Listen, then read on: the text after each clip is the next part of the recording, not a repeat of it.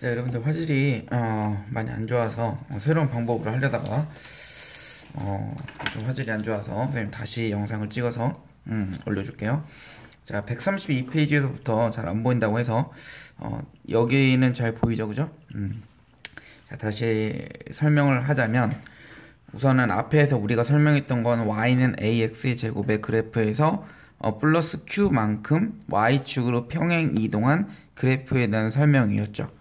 이 전까지. 그 다음에 이번에는 네 번째 y는 ax-p의 제곱의 그래프는 어떤 그래프냐면 y는 ax의 제곱의 그래프를 x축 방향으로 p만큼 평행 이동한 겁니다. 그쵸? 근데 p로 평행 이동하는데 얘는 x-p가 되는데 얘는 플러스 q잖아요. 그죠? 이거에 대해서 궁금해 하는 친구가 있을 것 같아서 선생님이 설명을 해줬죠.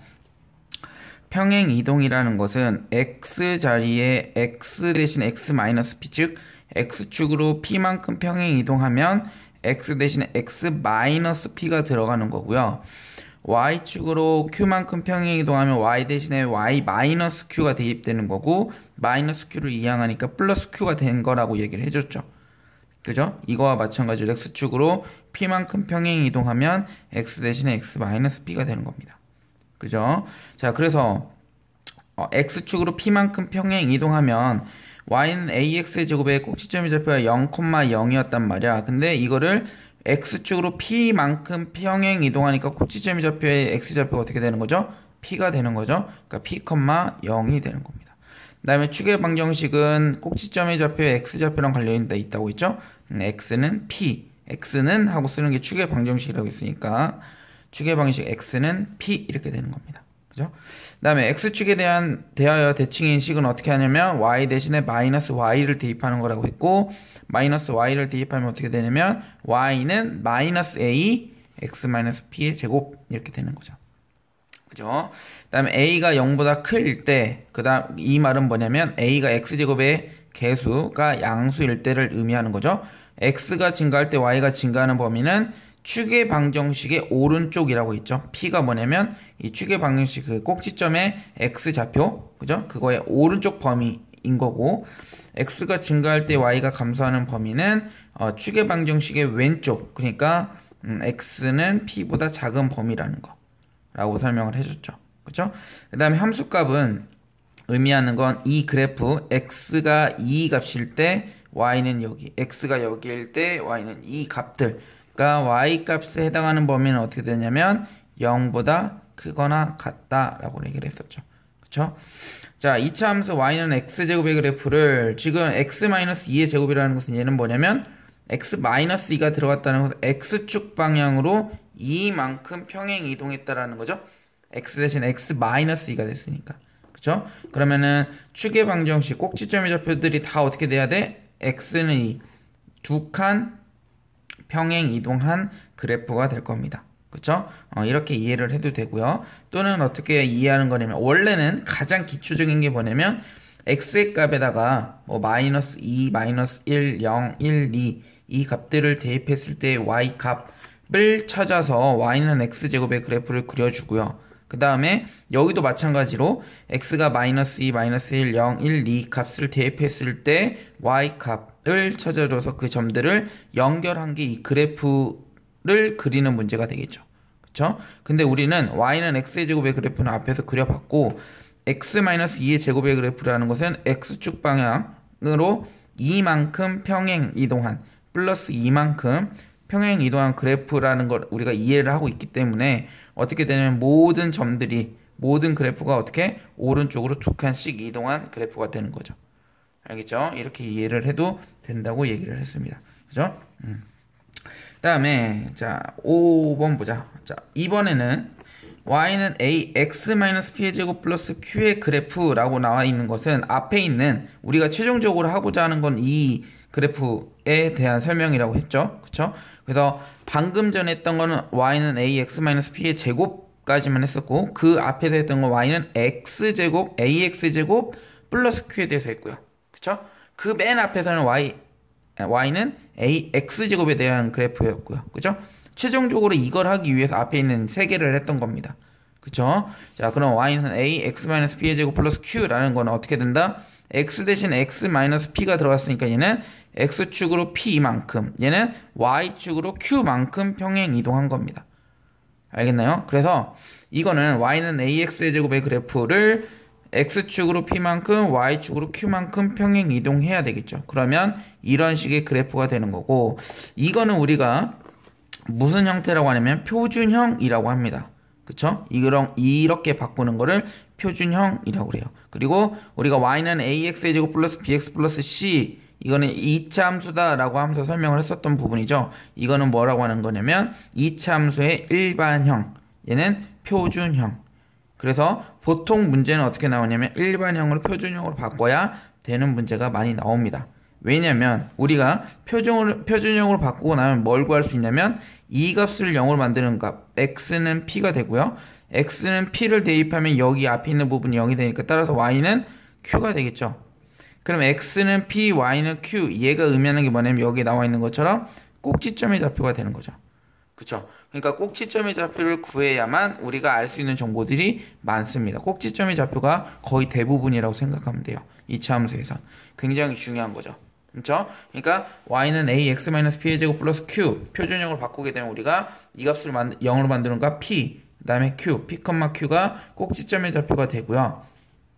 축의 방정식은 꼭지점의 좌표에 x좌표와 관련이 있다 했기 때문에 x는 p, 그죠? 얘는 앞에서 우리가 했던 y는 ax-p의 제곱의 그래프의 축의 방정식과 동일하죠. 왜? 꼭지점의 좌표에 x좌표가 동일하니까.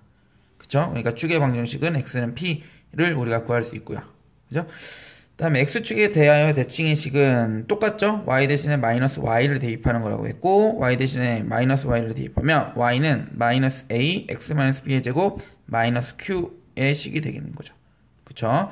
자, 그럼 그래프를 한번 보면 지금 여기 나와 있는 이 그래프는 y는 ax제곱의 그래프인데 지금 원점, 꼭지점이 좌표가 원점에서 지금 어디까지 간 거죠? p,q로 지금 이만큼 평행 이동한 거야. 그러면 여기 그래프 위에 있는 이 선들이 다 동일한 만큼 동일하게 이렇게 이동하게 되면 뭘 그릴 수 있다? 이 y는 ax-p의 제곱 플러스 q. 그런데 점이 이렇게 이동하는 건 없습니다. 반드시 x축으로 p만큼 수평하게 이동하는 거고요. y축으로 q만큼 수직하게 이동을 해서 p,q 이렇게 이동하는 겁니다. 수학에서는, 그러니까 2차 함수에서는 반드시 이렇게 x축, y축으로 이동한다라는 거 알고 있으면 될 것 같고요. 그 다음 a가 0보다 클 때라는 것은 아래로 볼록일 때를 의미하고 있죠. x가 증가할 때 y가 증가하는 범위, 아까 우리 앞에서 했던 x는 p보다 큰 범위, 오른쪽인 거죠. 여기에 축의 방정식, 이거 y는 ax제곱의 그래프가 아니고 y는 ax-p의 제곱 플러스 q에 대한 그래프에 대해서 x는 p보다 클 때, x가 증가할 때 y가 이렇게 증가하는 거죠. 그죠? 그 다음 x가 증가할 때 y가 감소하는 범위, x가 증가할 때 y가 감소하는 범위는 여기를 의미하고 있죠. 이 말은 x가 p보다 작은 범위에서 이렇게 이루어진다라는 거. 그쵸? 그 다음에 예제 5번 문제를 한번 보면 2차 함수 y는 x제곱의 그래프를 y는 x-2의 제곱 플러스 3의 그래프로 지금 뭐 한 거죠? 이거는 평행 이동한 거죠. 그쵸? 그러니까 x축으로 2만큼 y축으로 3만큼 평행 이동한 그래프가 되는 거죠. 뭐를? y는 ax제곱의 그래프를. 그쵸? 그래서 여기 이 y는 ax제곱을 2,3, 꼭지점의 좌표가 2,3인 거죠. 얘는. 그쵸? 얘를 0으로 만드는 값을 대입하면 2하고 3이 되니까 2,3으로 꼭지점의 좌표가 평행 이동하고 이런 동일한 개형의 그래프가 된다는 겁니다. 알겠나요? 우리 앞에서 했던 y는 ax제곱의 그래프를 x축 방향으로 2만큼 y축 방향으로 3만큼 평행 이동한 그래프가 되겠습니다. 그죠? 자, 그 다음에 이번에는 136페이지 y는 ax의 제곱 플러스 bx 플러스 c의 그래프인데 지금 우리가 앞에서 설명했던 것처럼 얘가 의미하는 것은 뭐죠? 일반형이라고 했죠? 그쵸? 선생님이 방금 얘기했던 y는 ax제곱 플러스 bx 플러스 c의 그래프는 y는 ax-p의 제곱 플러스 q의 꼴로 바꿔야 된다고 했습니다. 그쵸? 일반형을 표준형으로 바꿔줘야 돼요. 그래서 뭘 찾아야 된다? 반드시 꼭지점의 좌표를 찾아서 우리가 원하는 문제에서 답을 찾을 수 있다는 겁니다. 알겠죠? 굉장히 중요한 거기 때문에 이 부분을 잘 해둬야 됩니다. 알겠나요? 그래서 자 예제일보 문제 풀면서 어떻게 일반형을 표준형으로 바꾸는지 한번 봅시다. 자 y는 2x의 제곱 플러스 4x 마이너스 1에서 지금 밑으로 내려갈 때 어떻게 했냐면 x의 제곱의 개수로 묶어준다 라고 했죠. 그러면 2로 묶어주면 x의 제곱 플러스 2x 하고 괄호를 닫아줘야 됩니다. 그죠? 자, 그 다음에 이거를 우리가 뭘로 만들어줄 거냐면 제곱으로 만들어줄 거죠. 그러면 얘를 완전 제곱식으로 만들어주기 위해서 필요한 상수가 뭐냐면 x의 개수의 절반 나누기 2의 제곱이 필요한 거죠. 그럼 x의 개수가 2고 이거의 절반 2로 나누면 1 제곱하면 1. 그러니까 뒤에 필요한 상수는 1인 거고 1을 더했으니까 1을 빼줘야 되겠죠. 그럼 앞에 있는 3개를 가지고 완전 제곱식으로 만들면 이거의 제곱근 x, 이거의 제곱근 1, 부호는 이거의 전체 제곱이라고 했죠. 그쵸? 그러니까 2 괄호하고 x 플러스 1의 제곱. 그 다음에 마이너스 1은 그냥 나갈 수 없다. 어떻게? 여기 2의 허락을 받고 나가야 되기 때문에 마이너스 1 곱하기 2 하면 마이너스 2. 그쵸? 마이너스 2, 마이너스 1이니까 마이너스 3이 되는 겁니다. 그쵸? 그러면은 최종적으로 이 괄호하고 x 플러스 1의 제곱 플러스 마이너스 3인 거죠. 플러스 마이너스 3이니까 이렇게 되는 거야. 그럼 네모안에 알맞은 수는 써왔고요. 꼭지점이 잡히는 이 값을 0으로 만드는 x는 마이너스 1인 거고요. 마이너스 1을 대입하면 얘가 0이 돼버리죠. 그럼 뒤에 있는 마이너스 3이 꼭지점이 되는 겁니다. 꼭지점이 좌표, y좌표. 그죠? 그 다음에 축의 방정식은 꼭지점의 좌표에 x좌표가 관련되어 있다고 했어. 그러면 x는 하고 쓰는 게 축의 방정식이라고 했고 마이너스 1이 되는 겁니다. 그쵸? 이렇게 일반형을 표준형으로 바꿔주는 연습을 굉장히 많이 해야 됩니다. 근데 우리가 한두 번 연습하고 이제 좀 익숙해지면 이거는 굉장히 쉬워져요. 실수만 하지 않으면 일반형에서 표준형 바꾸는 거 어렵지 않기 때문에 금방 할 수 있을 것 같고요. 반드시 근데 연습은 필요하고요. 알겠죠? 그 다음에 여기는 이제 여기서부터는 이제 좀 쉬워요. 139페이지. 우리가 앞에서 왜 쉽냐면 우리가 익숙하게 들어봤던 내용이기 때문에 쉬워요. 언제 들었냐면 2학년 1학기 상 지금 이맘때쯤 아마 들었을 거라고 생각이 들고요. 그 중에서 우리가 많이 다뤘던 내용이 뭐냐면 x절편, y절편이죠. 그죠? x절편이라고 하는 것은 정의상 x축과 그래프가 만나는 점을 x절편이라고 하고요. y절편은 그래프와 y축과 만나는 점을 y절편이라고 합니다. 글에 대한 정의인 거죠. 그래서 x절편을 구하기 위해서는 어떻게 하는 거냐면 y에 0을 대입하는 거라고 얘기를 했죠. 그쵸? y에다 0을 대입했을 때 x의 값이 x절편인 겁니다. 그러면 일반형에서 표준형에서도 구할 수 있어야 되면 똑같습니다. 방법은 y는 ax제곱 플러스 bx 플러스 c는 0이 되는 거죠. y에다가 0을 대입하는 거니까. 그럼 y에다 0을 대입하는 순간 ax제곱 플러스 bx 플러스 c는 0이 됐습니다. 선생님이 이거 뭐라고 했죠? ax제곱 플러스 bx 플러스 는 0이 나오면 뭐라고 했지? 얘는 방정식이라고 했죠. 2차 방정식인 거지. 왜? 차수가 2차니까. ax제곱 플러스 bx 플러스 c는 y라고 하면 얘는 뭐야? 얘는 함수인 거야. 는 y는 함수, 는 0은 방정식인 거죠. 그쵸? 는 0이 나왔어. 그러니까 얘는 뭘 해야 돼? 방정식을 푸는 겁니다. 근데 방정식을 푸는 방법은 뭐다? 인수분해가 우리가 많이 연습했던 부분이고 이게 안 되면 뭐다? 근해 공식을 쓰면 우리가 구할 수 있는 게 되겠죠. 그쵸? 앞에서 풀었던 2차 방정식 그거의 해를 찾아주는 문제가 돼버리는 거야. 뭐가? x절편이. 그렇죠? 그러니까 x절편을 구하기 위해서는 y에다가 0을 대입했다. 0을 대입하니까 방정식이 됐네. 방정식은 우리가 해를 어떻게 구했냐면 대표적으로 인수분해를 해서 구했다. 그게 안 되면 근해 공식을 해서 구했다. 그쵸? 그게 뭐가 된다? x절편이 된다는 겁니다. 그쵸? 그렇기 때문에 우리가 앞에서 2차 방정식에서 많이 연습을 해야 여기서 x절편을 쉽게 구할 수 있겠죠. 그쵸? 연관되어 있는 문제니까 이렇게 우리가 x절편을 쉽게 구할 수 있을 거고 그 다음에 y절편은 의미하는 거는 x가 0일 때 y의 값을 의미하는 거죠. 그쵸? x가 0일 때 y값. 그러면 x에다 여기다 0, 여기다 0 대입하면 c네? y는 c. 따라서 y절편은 c가 되는 거죠. 따라서 c가 의미하는 건 상수항. x가 곱해져 있지 않은 숫자. 얘가 y절편이 되는 겁니다. 그쵸? 그러니까 y절편 찾는 건 굉장히 쉽겠죠. 자, 예제 2번에 1번 보면 y절편은 쉽다고 했으니까 먼저 찾아보면 뭐야? 마이너스 8. 얘가 상수항이잖아. 얘가 그러니까 y절편. 그 다음에 x절편 구하려면 y에다 0을 대입하라고 했죠? 그럼 0을 대입하면 x의 제곱 마이너스 2x 마이너스 8은 0이 되고 얘는 인수분해가 되네. 다행히도. 그럼 마이너스 4하고 2를 곱하면 마이너스 8. 얘네 둘을 더하면 마이너스 2. 그러니까 인수분해가 x 마이너스 4, x 플러스 2는 0. 그럼 얘를 0으로 만드는 4, 얘를 0으로 만드는 마이너스 2가 해인 거지. 따라서 얘네들이 뭐가 된다? x절편. 4와 마이너스 2가 x절편이 되는 겁니다. 그쵸? 더 정확하게는 4,0 마이너스 2,0이 x절편인 거고요. y절편은 마이너스 8, 아니 0, 마이너스 8이 되겠죠. 그쵸? 이렇게 x절편, y절편 구하면 되겠고, 자, 이번에는 여기는 일반형이었고요. 여기는 표준형이었지만 구하는 방법은 동일합니다. 알겠죠?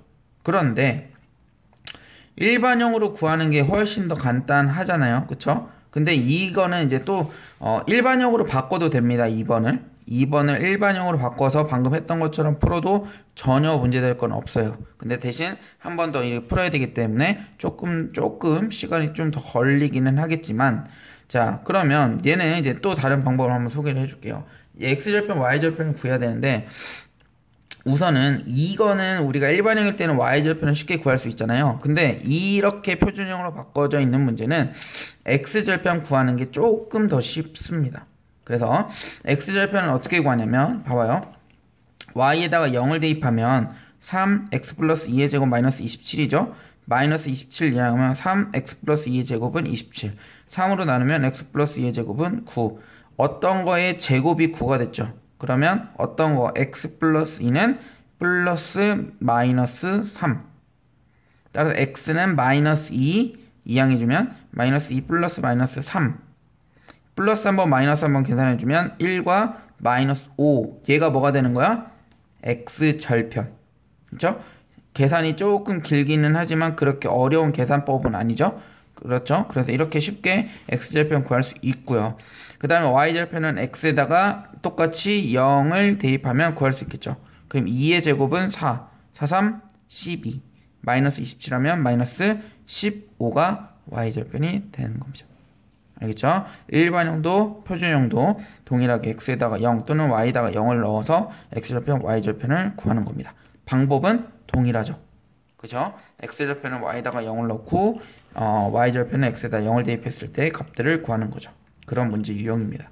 그죠? 그 다음에 마지막 설명이 되겠죠? 그죠?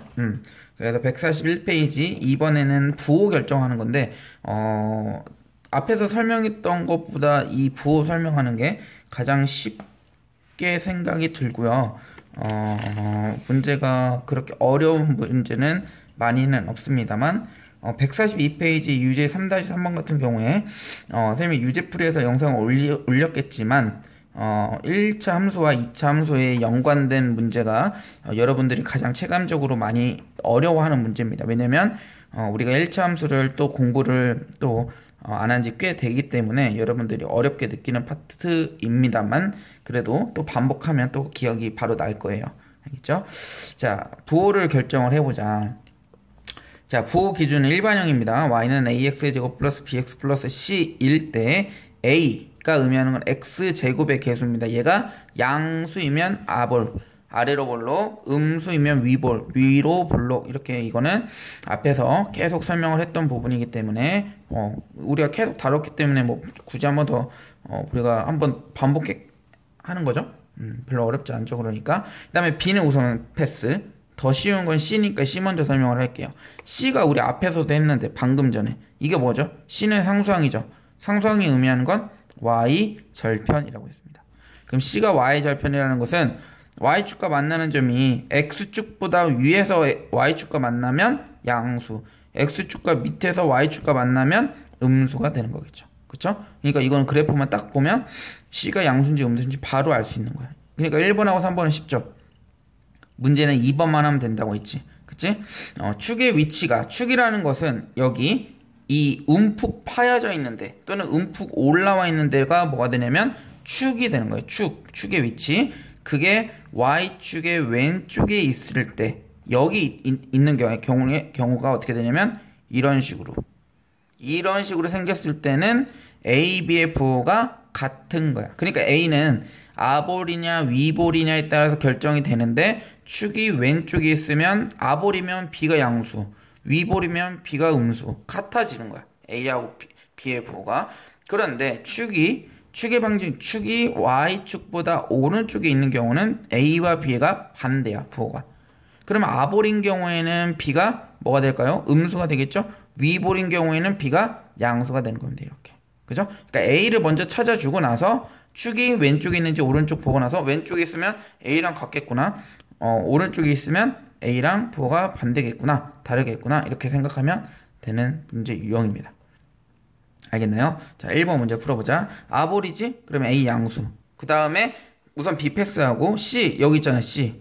양수야 음수야? 양수. 그럼 B가 여기 Y축의 왼쪽에 있냐 오른쪽에 있냐. 근데 움푹 파여진 데가 왼쪽에 있잖아. 그쵸? 그 말은 A와 B의 부호가 같다라는 거니까 A 양수였으니까 B도 양수 이렇게 찾는 겁니다. 그죠? 얘는 A 뭐야? 위로 볼록이니까 음수. 그쵸? B 먼저 찾아볼까? 오른쪽에 있잖아. Y축의 오른쪽. 그럼 부호 반대라고 했지? 그럼 A가 음수니까 B는 양수. 그 다음에 C는 여기 있잖아. 음수. 이렇게 찾아주는 문제 유형이죠. 그쵸? 굉장히 쉽게 찾을 수 있는 문제입니다. 수고했습니다.